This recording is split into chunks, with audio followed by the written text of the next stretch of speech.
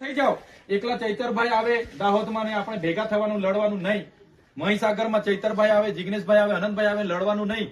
તમારી રીતે પણ નેતા બનો, આગેવાની લો, લીડરશીપ લો. તમારામાં તાકાત છે અંદર, એ બહાર કાઢો.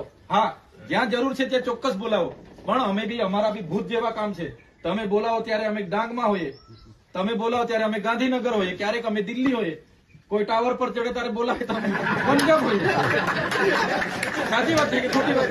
હવે પેલા કાકા એક ટાવર પર ચડ્યા, ફોન આવ્યો તો મેં તો ચંદીગઢ ના કે તમે આવો તો જ ઉતરું, પણ ચંદીગઢ થી કઈ રીતના ઉડીને મારું પ્રાઇવેટ વિમાન થી તો લઈને આવું, બરાબર કે નહીં?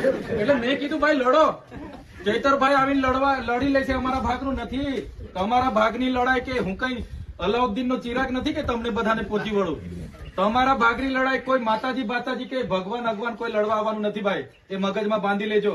કોઈના મગજમાં હશે કે મારી લડાઈ ચૈતરભાઈ લડી લેશે, કેજરીવાલજી આવીને લડશે, મારી લડાઈ ઈસુદાનભાઈ લડશે. ભાઈ અમે કાં પહોંચી વળીશું? એટલે પોતપોતાની લડાઈ માટે તૈયાર રહેજો. કોઈનું ખોટું કરવાનું નથી, પણ આપણું છીનવાઈ જતું હોય તો આપણે ન્યાય માટે લડવું પડશે ને. એના માટે હું કેમ છું, અમે બેઠા છે, કઈ વાંધો નથી. અમને જેટલું ભગવાને જ્ઞાન આપ્યું છે તમને માર્ગદર્શન આપીશું. અમારાથી દોડાશે તો સહકાર પણ મળશે, પણ હવેનો સમય તમે ટાઈમ કાઢજો. બિલકુલ હવે બાંધછોડ ચાલવાની નથી. હવે થોડો સમય આપો, આ સમય જતો રહેશે. હું ધારાસભ્ય છું, આજે થોડી ઘણી આપણા ગુજરાતમાં 4 ધારાસભ્ય છે. આગળ કઈ નતું તો બી આટલી સરસ વિધાનસભા લડ્યા છે કે નથી લડ્યા? 2022 ની લડે છે ને આપણે. તો હવે જે તાલુકા જિલ્લા પંચાયતો આવવાની છે એમાં પણ બધા તૈયાર થઈ જાઓ અત્યારથી, કોઈ સંકોચ નહીં. કોંગ્રેસના સાથીઓને પણ આપણે જે તે સમયે કહીશું, જ્યાં આપણે બેસવાનું થશે. હું તમને મારી ઓથોરિટી, નરેશભાઈની ઓથોરિટી, આ જિલ્લા પ્રમુખોની ઓથોરિટી અમે તમને કહીએ છીએ. તમે જ્યાં નક્કી કરશો ત્યાં અમે બેહવા તૈયાર છે ભાઈ. એમને બી કહીશું, જ્યાં બાર્ગેનિંગ થતું હોય, વાટાઘાટો થતા હોય, અમે અમારા પ્રયાસો કરીશું.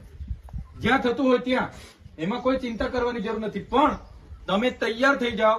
આવનારી તાલુકા જિલ્લા પંચાયતો ગુજરાતમાં શું થાય છે એનો મને વિશ્વાસ નથી, પણ ટ્રાયબલ વિસ્તારમાં અંબાજીથી ઉમરગામની બધી તાલુકા પંચાયતો આપણે લડવાની અને બધી તાલુકા પંચાયતો આપણે બેસાડવાની છે. આજેથી ગાંઠ તમારે બાંધી લેવાનું છે.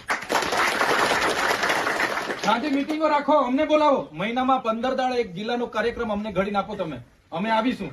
રાતે તમે 4-4, 5-5 મીટિંગો રાખો, અમે કરીશું. લોકોને સમજાવીશું. લોકો રાહ જોઈને બેઠા છે. તમે મીટિંગો ગોઠવો, કેવડિયા ગોઠવો, ડાંગ ગોઠવો, આહવા ગોઠવો, અમને બોલાવો. ગામમાં રાખો. હવે તાલુકામાં નથી કરવું આપણે. ઉઠી બેઠા કે સર્કિટ હાઉસમાં બેહીએ એનો કોઈ મતલબ નથી. એ તો આજ ભેગા થાય છે. એમની સામે હું ભાષણ કરવાનું, એ તો જાણે જ છે બધું. પણ જે લોકો નથી જાણતા આ લોકોની સિસ્ટમ, એમને આપણે જાણ કરવાનું છે કે આ લોકો કઈ પ્રકારનું રાજ લાવવા માંગે છે. સંવિધાનને ખતમ કરો, પોલીસનો ઉપયોગ કરો, વહીવટી તંત્રને છૂટો દોર આપી દો. આજે ગુજરાતમાં કોઈ બોર્ડ નિગમની નિમણૂક નથી. આજે અધિકારી રાજ ચાલે છે. કોઈ બોર્ડ નિગમની, પાણી પુરવઠા, બધા નિગમો હમણાં સુધી ચાલ્યા તે બંધ. કોઈને નિમણૂકો નથી, બધું અધિકારીને હોપી દીધું. કરો તમે ભ્રષ્ટાચાર કરો. એટલા માટે અમે તો જાણીએ છીએ, વિધાનસભામાં બી લડીશું, ગ્રાઉન્ડ પર બી લડીશું.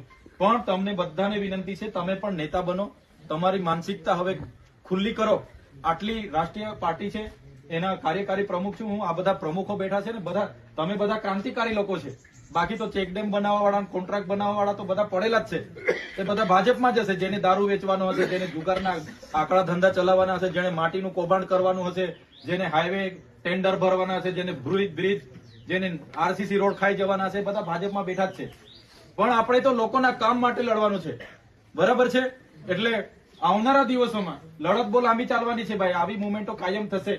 જ્યાં જેને અનુકૂળતા એ રીતના બધા ઉપસ્થિત રહીશું. પણ હવે તમે નેતા બનવાની આગળ વધો.